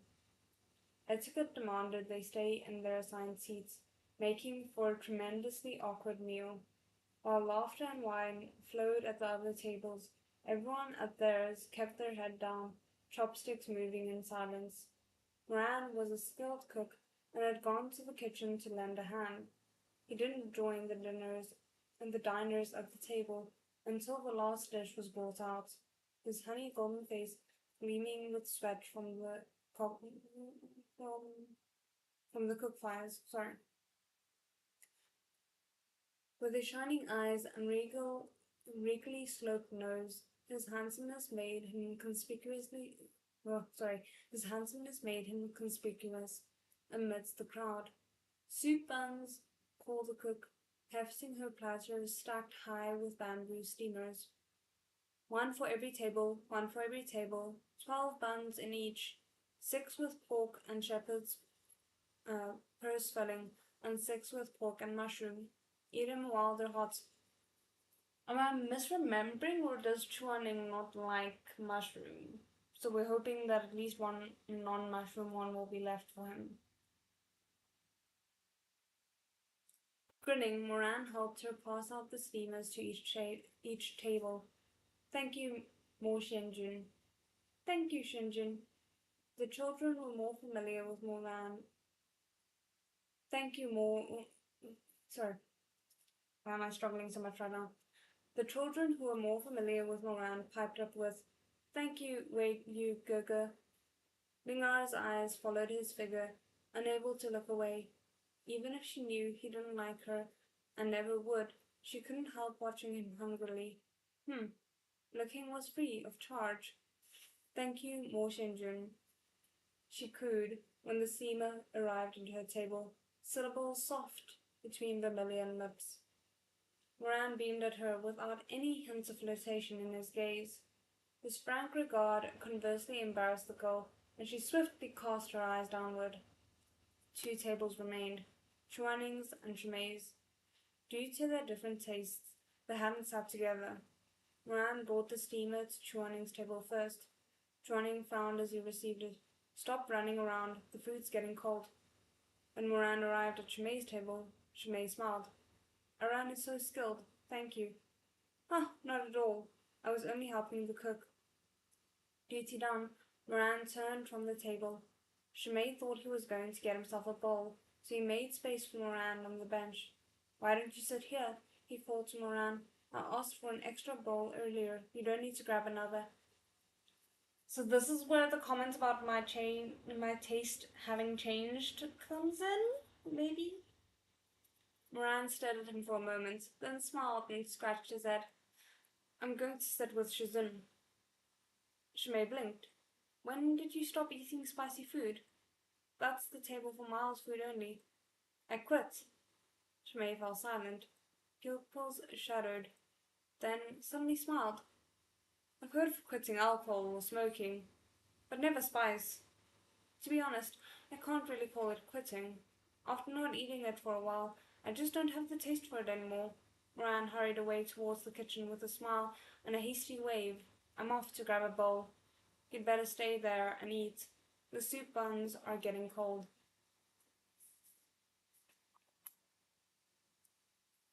I love the subtext there. I know it's not particularly hidden, but I just kind of love it still. Okay, let me just quickly grab another sip and then we can keep going.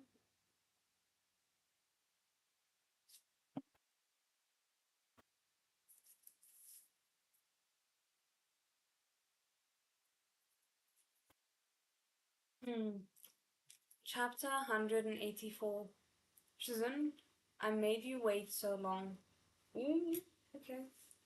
Moran came back out of the kitchen in a trice.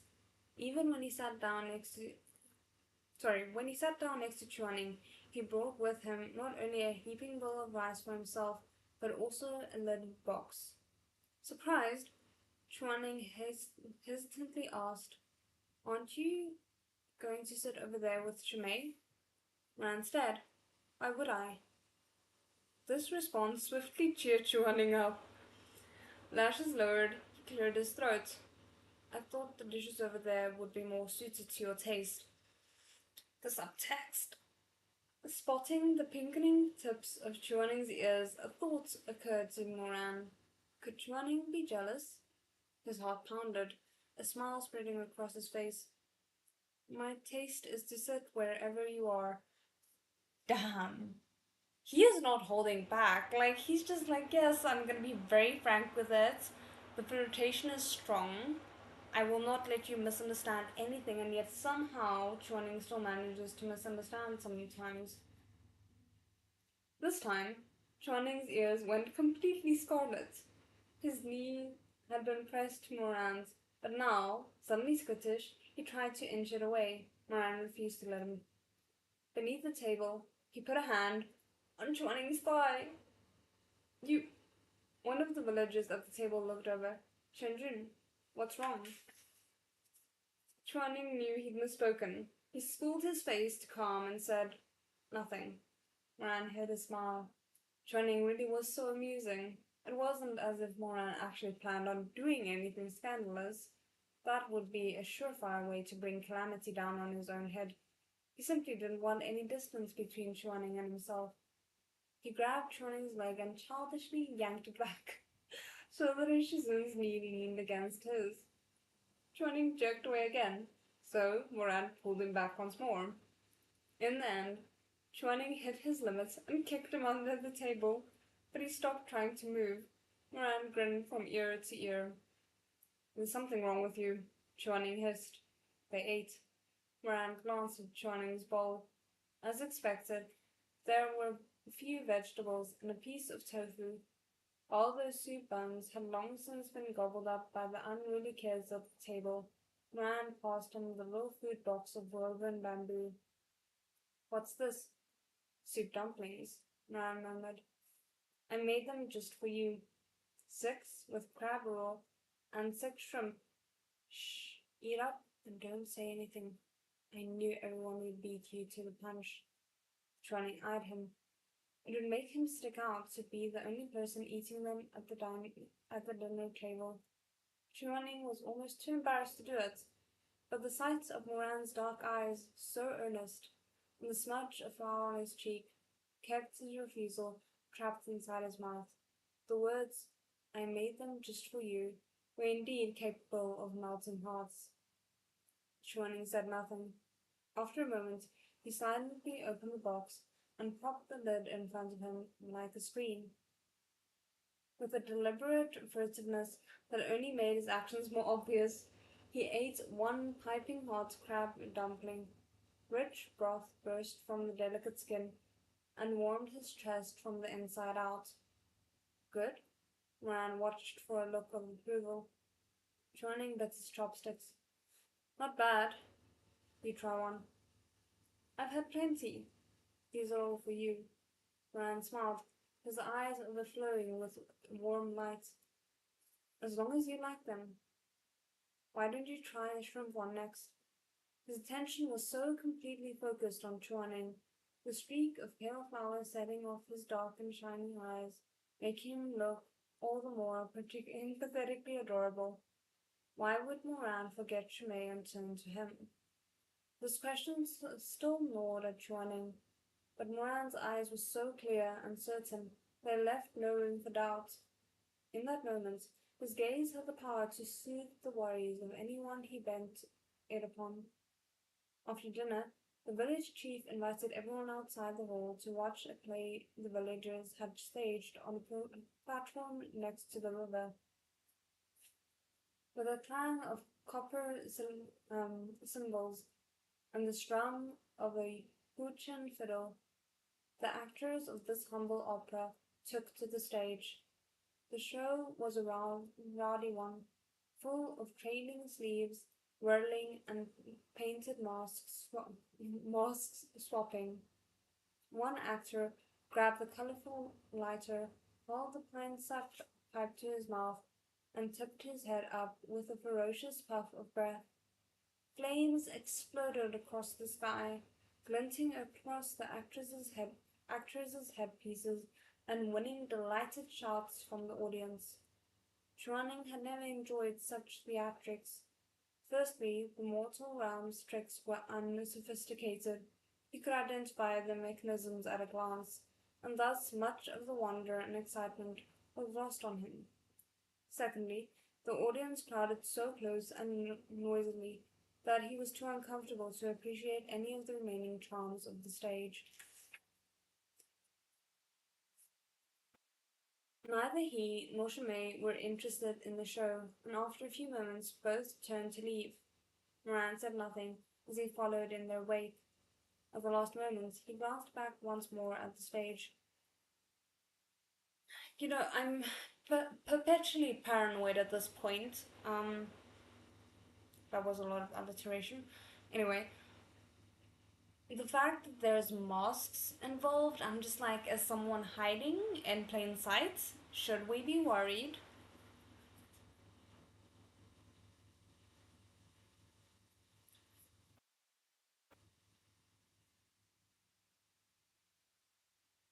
Hmm.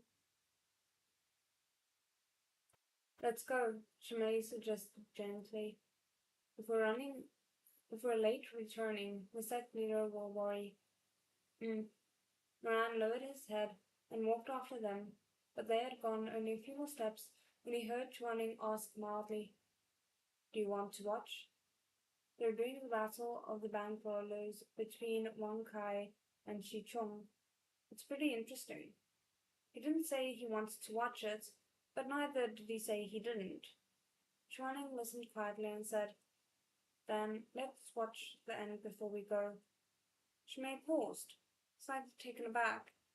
"Shizun, we've already delayed our return to stay for dinner. We stay even longer for the show. Just this act. We'll go when it's over." "Okay," Shimei agreed with an easygoing smile. "We'll do as Shizun says." The three returned to the audience, squeezing back through the thronging crowd. Few of the Linyi refugees had ever traveled to Sichuan, and this style of opera was completely new to them.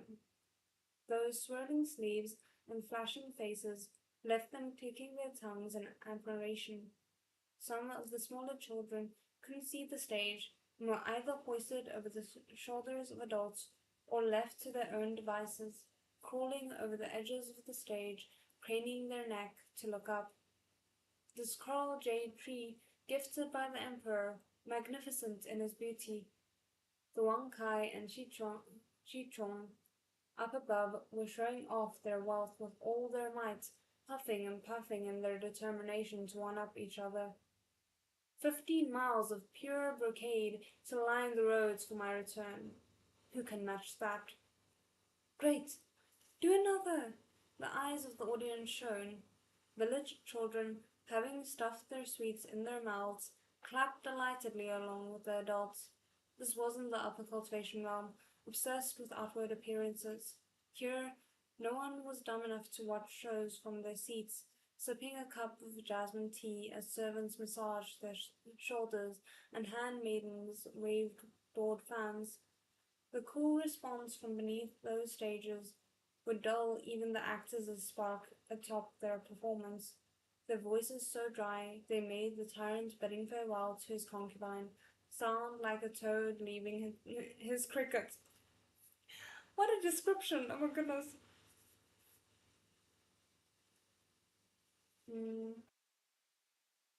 The people here were inelegant in their excitement. Standing as they clapped, they stamped their feet and raised their voices, crude and noisy. As Chuaning stood in the packed sea of people, he was left with something of a loss. Boring people like him would probably rather listen to the toad leave his cricket in the upper cultivation realm than stand in the throng watching Wang Kai versus Shichong. He wasn't the only one who didn't enjoy this kind of overstimulating environment. Shumei stood for a spell, good-naturedly opting to stay despite the sonar and cymbals making his head ache. But at the scene with the breaking of the coral tree, a broad-shouldered man nearby got so excited he leapt to his feet and started clapping, sending his neighbor's cup of hot tea spilling all over Shumei. So sorry. Shizun, my apologies. Look at my clumsiness. Not to worry. It's fine, Shumei hastily replied. But his clothes were indeed soaked. He sighed and turned somewhat helplessly to Chuaning. Shizun, why don't I head back first? I'll go get changed and update the sect leader on our assignment. Very well, Chuaning said. Take care on the road. I'm nervous. I don't want him to go alone. What if something happens to him? Even though at the same time, I want Chuaning and Moran to have time alone.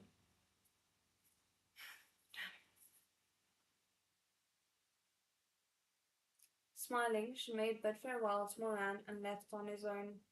Chuaning thought his method of escape quite effective. Perhaps he should bump into someone too and find the excuse to flee this exuberant crowd. He was deep in thought when he heard another burst of excited cheers. On stage, the Wang Kai actor was in a apoplectic rage, mustache huffing with each breath. With the fire bag in his mouth, he spat a long ton of flame towards the river. Boom! The water surface roiled, its ripples dyeing a blazing orange. Whoa! Again! Do it again! Chuaning was silent. He didn't understand what everyone found so thrilling about this. If Shimon were here, he wouldn't need any fire bag to throw hundreds or even thousands of flames. As Chuaning's interest waned, he caught Moran's smile out of the corner of his eye. Moran was so tall, he had no need to strain on tiptoe. He stood calmly where he was, and no one could block his view. His handsome face was illuminated by the light of the fire, his dimples deep, and his gaze gentle yet shadowed, as inscrutable thoughts moved in their depths. Sensing Chuaning's eyes on him, he turned, beaming more brightly. His dark eyes seemed almost to glimmer, but perhaps Chuaning was mistaken. When I was little, I always tried to eavesdrop on this opera outside the theatre. Every single time, the manager would chase me off before I got to the end. Moran's voice was slow and measured. This is the first time I've ever heard the whole thing. Shizun, do you like it? Chuaning couldn't answer. gazing into Moran's eyes. All he said was, it's not bad. Moran's smile unfolded, and the very night seemed to brighten. Another song rang out from the stage as one act ended and the next began. Brows dark as smoke, the riotous headpiece quivered. My king has met his end. How could this humble concubine think of life? Oh, it's Tyrant bids farewell. Moran glanced over at the stage, then smiled. Let's go. The battle of the bankrollers is over. I've had my fill. We can head back. Let's stay a little longer. It's not boring. There's no harm in watching a little more. Moran's brows rose slightly in surprise. Okay, he grinned. Scenes from Tyrant Bids Farewell, White Snake, The Nail Murders, and Water Margin played before them one after another. Not a single person left the audience. Their excitement grew with each performance, every upturned face bright with interest.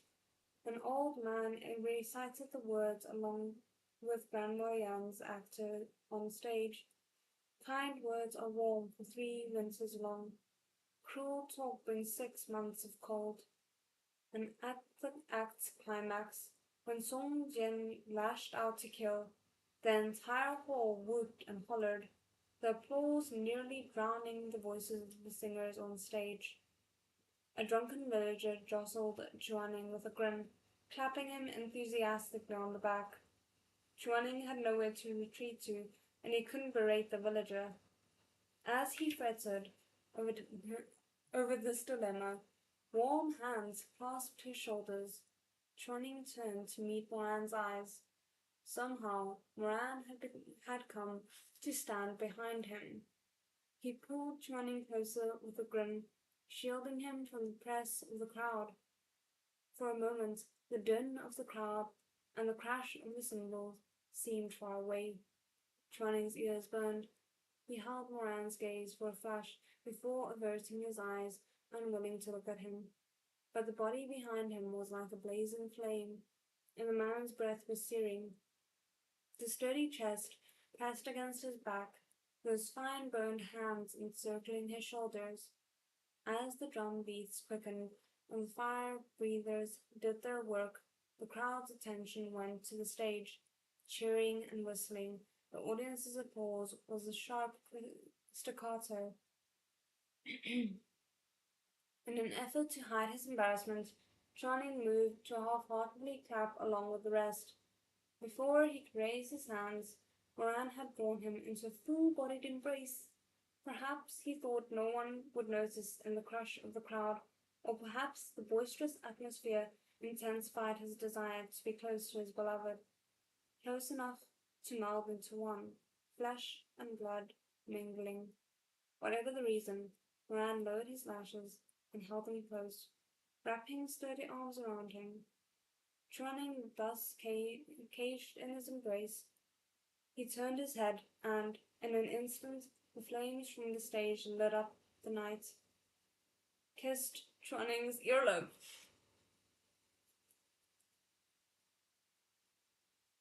In public. Okay? Okay? And there's an illustration. And I'm not ready to look at it yet. I'm terrified that it's gonna break me. Okay, let's read the rest of the page first, and then we can look at the illustration. The fire licked up into the sky, illuminating the faces of the actors and igniting its watchers' hearts. Thank you for keeping me company, Moran whispered into his ear. His voice was a low rasp, surpassingly gentle. I know you don't actually like it. You're overthinking. I like it fine. Sir. That's beautiful. That's beautiful. It's honestly beautiful, and I'm not okay. Look at it.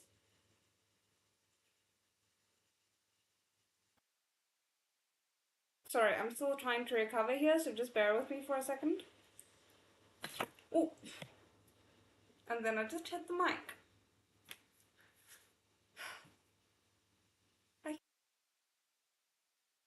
stories should just end here, you know, while we're happy and everything is fine and we're 5 minutes over the hour already. I'm sorry. Okay. There's like 2 pages left, so I want to finish this up before we end for the night, if you guys don't mind. Moran chuckled and fell silent, but he held Chuaning tighter, his chin coming to rest on his shoulder. As the flames danced, the question rose again in Chuaning's heart. Moran, why did you... Ah, amazing! Damn it.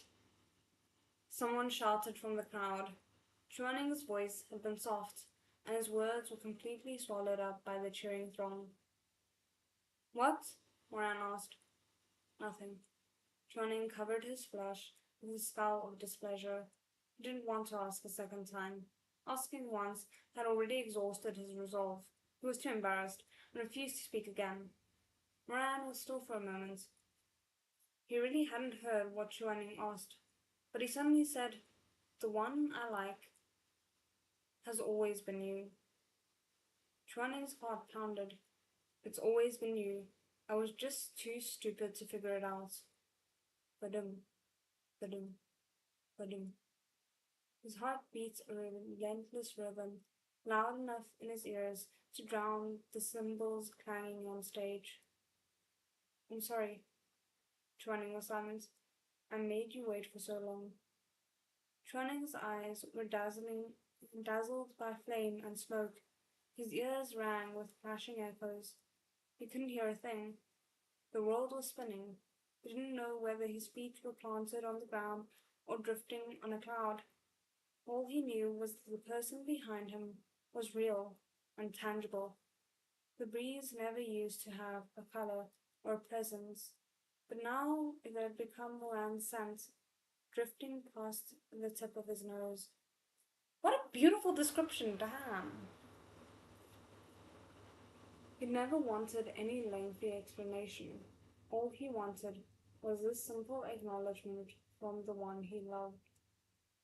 To so abruptly receive it turned everything around him into a whirling kaleidoscope of colors. The oil paint intensity leaving him unable to think or move, dazed beyond hope of recovery. Guys, I'm so happy, and the worst part is, like, I know this happiness is not gonna last. But that was so beautiful, and that illustration was so beautiful, and damn, they got an amazing illustrator for this. I love this book's illustrations so much. Well, not like this series. Okay, we were finally done with the first read along back with READALONG, and it kind of just drew me in for way too long, so we are a little bit past the time. But I hope you guys still enjoyed it, and we are going to be back for the next read along on Tuesday. I'm keeping it on Tuesdays and Thursdays for now, just to be safe, because I thought originally I'd be moving it to Wednesdays and Fridays, but it just isn't working for me as easily as I had hoped. So yeah, we're keeping to this for now, and I'll see you guys then. 再见。